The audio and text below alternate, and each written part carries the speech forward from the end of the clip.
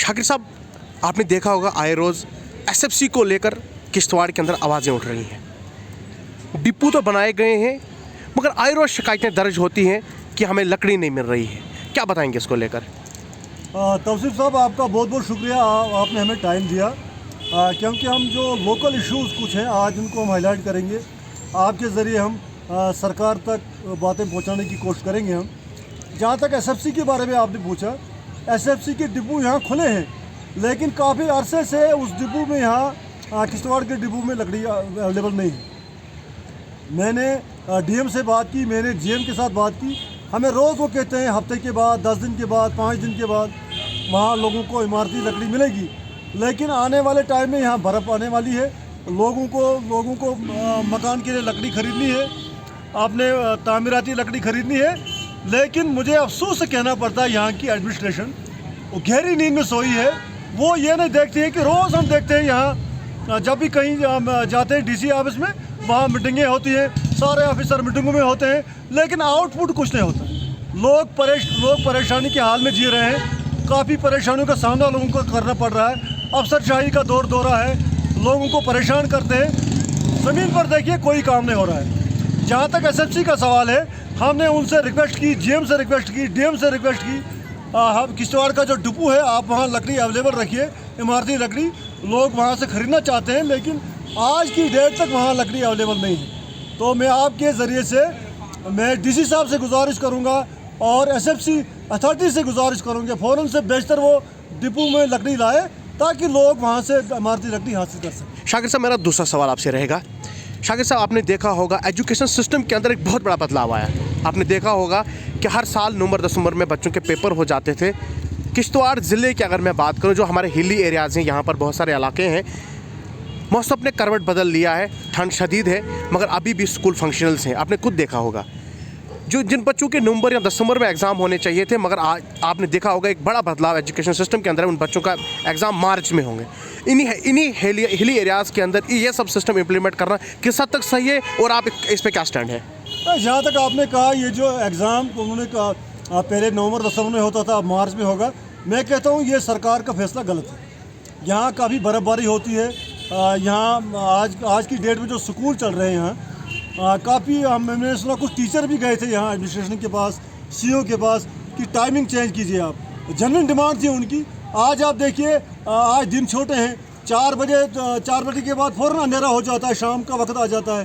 तो जो खासकर लेडीज़ स्टाफ जो है, जो आप किश्तवाड़ टाउन को छोड़िए, आप किश्तवाड़ टाउन से बाहर जो टीचर ड्यूटी के लिए जाते हैं, जो बच्चे वहाँ स्कूलों में पढ़ते हैं, उनको काफ़ी परेशानियों का सामना करना पड़ रहा है। मैं आपके ज़रिए यहाँ का जो सीईओ है, मैं उससे गुजारिश करूँगा कि वो डायरेक्टर से बात करे, ये टाइमिंग चेंज करे। और सरकार से हम गुजारिश करेंगे, ये जो फैसला आपने लिया है कि एग्ज़ाम मार्च में होगा, ये फैसला गलत है। आज भी लोगों को परेशानी हो रही, थोड़ी सी यहाँ बारिश पड़ती है, बर्फ़बारी यहाँ शुरू हो जाती है, लोगों को स्कूलों तक पहुँचना बड़ा मुश्किल हो जाता है। टीचर्स लोग स्कूलों तक नहीं जा सकते हैं, तो छोटे छोटे बच्चे जो कैसे स्कूलों में जाएंगे? तो लिहाजा इनको चाहिए, अगर ये टाइमिंग चेंज करे थोड़ा, ये जो जितने दिन स्कूल अभी चलेंगे, तो टाइमिंग चेंज करनी चाहिए उनको, क्योंकि भार फलंग एरिया से, जो हिली एरिया से जो हमारे जो मतलब खासकर फीमेल स्टाफ है, उनको घर वापस आने में काफ़ी दुश्वारी होती है। दिन काफ़ी छोटे हैं, 4 बजे के बाद फ़ौरन शाम का टाइम आ जाता है, अंधेरा हो जाता है। खासकर अगर बारिश आ जाए तो उसमें ज़्यादा परेशानी का सामना करना पड़ा उनको। तो जहाँ तक एजुकेशन सिस्टम आपने बोला, यहाँ का जो सीईओ हमारा चीफ एजुकेशन ऑफिसर है, हमने उसको मतलब देखा कि वो एक टीचरों का टोला उसने साथ रखा है। उस टोले को साथ लेकर वो दूसरे स्कूलों में चेक करने के लिए जाता है। तो टीचर्स कम्युनिटी में काफ़ी रिजेंटमेंट है उसके खिलाफ कि वो जो टीचर उसके साथ घूमते हैं, वो कहाँ ड्यूटी देते हैं, उनकी अटेंडेंस कहाँ लगती है, वो क्या कर रहा है, ये डीसी साहब को नज़र नहीं आता है। और सीईओ साहब क्या करते हैं, किसी टीचर को सस्पेंड किया, किसी स्कूल में सरप्राइज विजिट किया, वहाँ सस्पेंड किया, और अपनी कुर्सी को बहाल करने के लिए, अपनी अफसरशाही को बहाल करने के लिए वो लोगों को दिखाते हैं, एडमिनिस्ट्रेशन को दिखाते हैं कि मैंने फलां को सस्पेंड किया। लेकिन अंदर खाते में जो चोरियाँ, जो धांधलियाँ, जो गलत काम वो कर रहे हैं, वो मंजर आम पर हम उनको लाएंगे। अगर आपने आपको उन्होंने नहीं सुधारा, चीफ एजुकेशन ऑफिसर ने, यहाँ उन्होंने आरईटी टीचर्स को अटैच करके रखा था सर। जब उनको डिटेच किया फिर कमिश्नर का ऑर्डर दिखाया कि नवंबर में उनको वापस भेजेंगे जी। अब जिन स्कूलों से उनको उठाकर लाया था, देहातों से उठाकर लाया और शहरों में उनको अटैच करके रखा, उन देहातों में जो स्कूल हैं, गरीब बच्चे वहाँ पढ़ते हैं, उनका क्या हाल है, उनको कौन पढ़ाता है वहाँ, उसकी तरफ किसी को ध्यान नहीं जाता है। हमारे डीसी साहब को इन चीज़ों को देखना चाहिए। बाकी यहाँ जो हमारे लोकल लीडरशिप है उनको देखना चाहिए। खाली वोट पॉलिटिक्स नहीं करनी चाहिए हमारी सियासी लीडरों को, जो लोगों को मुश्किलात हैं उनकी तरफ भी देखना चाहिए। शाकिर साहब, मेरा आखिरी सवाल आपसे रहेगा, म्यूनसिपल कमेटी किश्तवाड़ की अगर मैं बात करूँ, आए रोज चर्चे में रहती है। आपने देखा होगा, अगर आप यहाँ से जम्मू के लिए जा रही हैं, जम्मू से किश्तवाड़ के आ रहे होंगे, आपने देखा कि मालीपट का एक मकाम है जहाँ पर म्यूनसिपल कमेटी यहाँ से पूरे शहर की गांद उठाकर उस जगह पर डंप करती है। कुछ दिनों के बाद उसे उठाया जाता है, मगर कुछ दिनों तक, कई दिनों तक उसे वहाँ पर डंप किया जाता है, उसके बाद उठाए। किस हद तक सही है एक पब्लिक प्लेस पे जाकर ऐसी गंदगी डालना, किस हद तक सही है और इस पर आपका क्या स्टैंड है?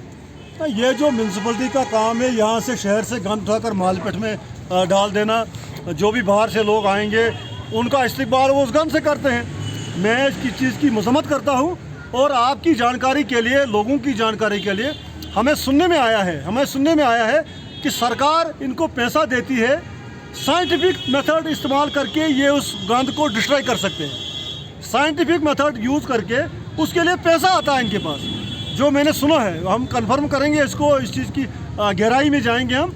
मैंने सुना है कि इसके लिए पैसा आता है इनके पास। ये साइंटिफिक मेथड यूज़ करके, इस्तेमाल करके उस गंद को डिस्ट्रॉय कर सकते हैं, जला नहीं सकते ये। लिहाजा वहाँ डालते हैं, फिर जला भी रहते हैं कभी कभी। तो लिहाजा हम इस चीज़ की मजम्मत करते हैं। म्यूनसिपलिटी के जो लोग हैं उनको मैंडेट दिया है लोगों ने, लोगों का काम करने के लिए। ये जो गंद वहाँ डालते हैं, उसके अलावा भी काफ़ी ज़्यादा एलिगेशन म्यूनसिपलिटी के ख़िलाफ़ हमारे पास हैं। बड़े एलिगेशन हमारे नॉलेज में बड़ी चीज़ें आई हैं उनकी। हम आहिस्ता आहिस्ता उनको एक्सपोज करेंगे। ऐसी कोई बात नहीं है, वो ये समझते होंगे कि हमें कोई देख नहीं रहा है। लिहाजा हम आपके ज़रिए, आपके माध्यम से हम म्यूनसिपलिटी अथॉरिटी से रिक्वेस्ट करते हैं कि अगर आपके पास पैसा आता है, साइंटिफिक मेथड यूज़ करके आप उस गंद को डिस्ट्रॉय कर सकते हैं, तो आपको करना चाहिए। वहाँ गंद डालने की क्या ज़रूरत है? हम इस चीज़ की मजम्मत करते हैं। बहुत बहुत शुक्रिया बात करने के लिए।